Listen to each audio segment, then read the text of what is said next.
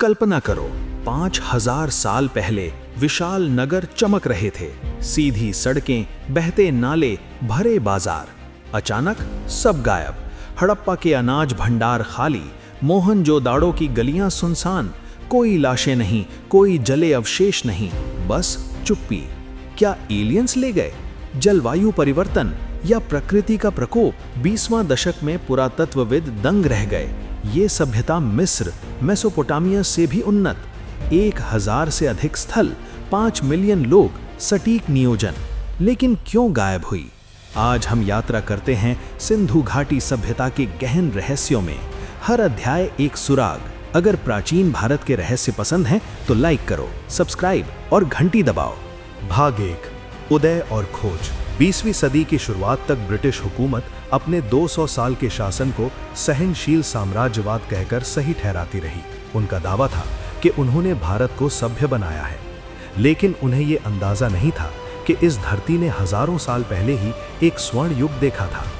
ये भ्रम तब टूटा जब 1921 में भारत में दुनिया की सबसे पुरानी सभ्यताओं में से एक का पता चला, सिंधु घाटी सभ्यता।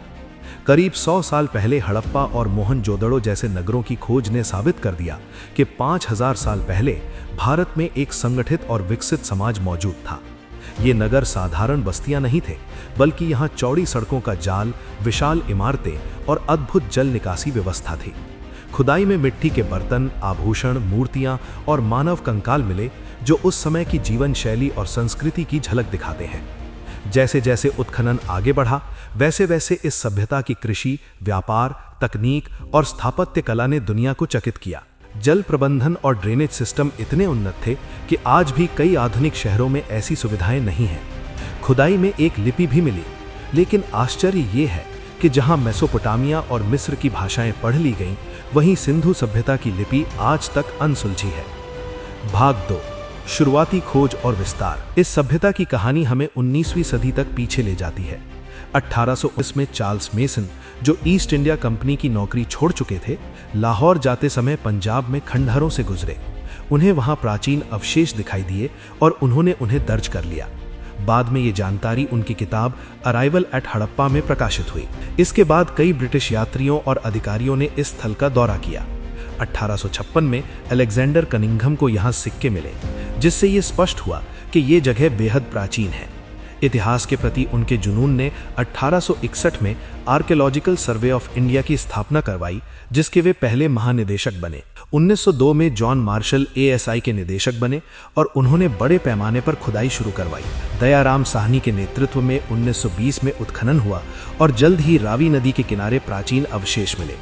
कार्बन डेटिंग से पता चला कि ये हजारों साल पुराने हैं। इस तरह हड़प्पा नगर की पुष्टि हुई। 1922 में राखल दास बनर्जी ने सिंधु नदी के किनारे मोहनजोदड़ो की खोज की, जहां कई मानव कंकाल मिले। इसका नाम पड़ा मुर्दों का टीघा। 1924 में जॉन मार्शल ने आधिकारिक तौर पर घोषणा की कि भारत में एक प्राचीन सभ्यता खोजी गई है। धीरे धीरे ये स्पष्ट हुआ कि ये सभ्यता मेसोपोटामिया, मिस्र और चीन जैसी सभ्यताओं के बराबर की है। हड़प्पा और मोहनजोदड़ो के साथ कई अन्य स्थल भी मिले। आज तक 1400 से अधिक स्थल खोजे जा चुके हैं, जिनमें से लगभग 925 भारत में और 475 पाकिस्तान में स्थित है। ये सभ्यता करीब 12,600 वर्ग किलोमीटर में फैली थी और इसमें लगभग 50 लाख लोग रहते थे। इसे 3 चरणों में बांटा गया है। प्रारंभिक हड़प्पा 3300 ईसा पूर्व, परिपक्व हड़प्पा 2600 से 1900 ईसा पूर्व, जिसे स्वर्ण युग माना जाता है, और अंतिम हड़प्पा। इसी दौर में हड़प्पा, मोहनजोदड़ो और लोथल जैसे नगर बड़े शहरी केंद्र बने। कुछ शोधकर्ताओं का मानना है कि सिंधु घाटी सभ्यता लगभग 5000 साल पुरानी है, जबकि कुछ प्रमाण इसे 8000 साल पुराना बताते हैं। पिछले 100 साल से इस सभ्यता की खोज लगातार जारी है और अब तक 1400 से अधिक स्थलों की पहचान हो चुकी है, जिनमें लगभग 925 भारत में और 475 पाकिस्तान में स्थित हैं। इनमें से करीब 100 स्थल सिंधु नदी के किनारे और लगभग 500 स्थल घग्गर हकरा नदी के आसपास मिले हैं। इतिहासकारों के अनुसार ये सभ्यता मेसोपोटामिया, मिस्र और चीन की प्राचीन सभ्यताओं से भी बड़े क्षेत्र में फैली हुई थी। इसका विस्तार लगभग 12,600 वर्ग किलोमीटर तक था, जो आज के भारत, पाकिस्तान और अफगानिस्तान तक पहुंचता है।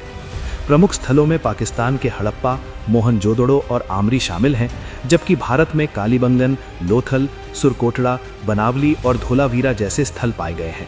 अनुमान है कि अपने उत्कर्ष काल में यहाँ लगभग 50 लाख लोग रहते थे। इस सभ्यता को 3 चरणों में बांटा गया है। प्रारंभिक हड़प्पा 3300 ईसा पूर्व, परिपक्व हड़प्पा 2600 से 1900 ईसा पूर्व, जिसे स्वर्ण युग माना जाता है, और अंतिम हड़प्पा। इसी दौर में हड़प्पा, मोहनजोदड़ो और लोथल जैसे नगर बड़े शहरी केंद्र बने।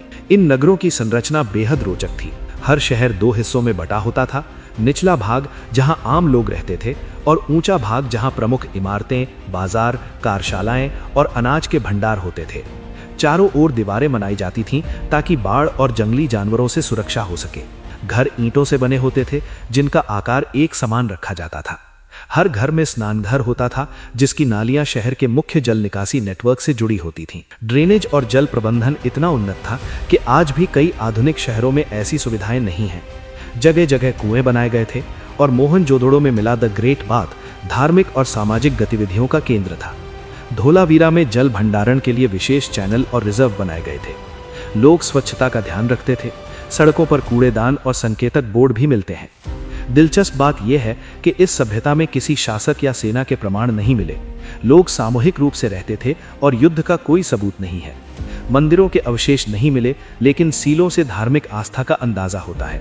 पशुपति सील पर योगासन में बैठे व्यक्ति की छवि और उसके चारों ओर जानवरों की आकृतियां मिली। अन्य सीलों पर पीपल का पेड़, स्वस्तिक और एक सींग वाले यूनिकॉर्न के चिन्ह पाए गए, जिससे प्रकृति पूजा की परंपरा का संकेत मिलता है।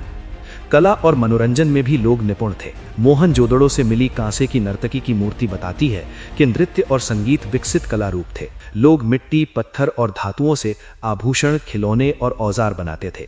सोना, चांदी, तांबा और कांसे का प्रयोग आम था। जीविका के लिए कृषि और व्यापार मुख्य साधन थे। गेहूं, जौ, दालें, सरसों और सब्जियां उगाई जाती थी। कपास का प्रयोग सबसे पहले यहीं हुआ।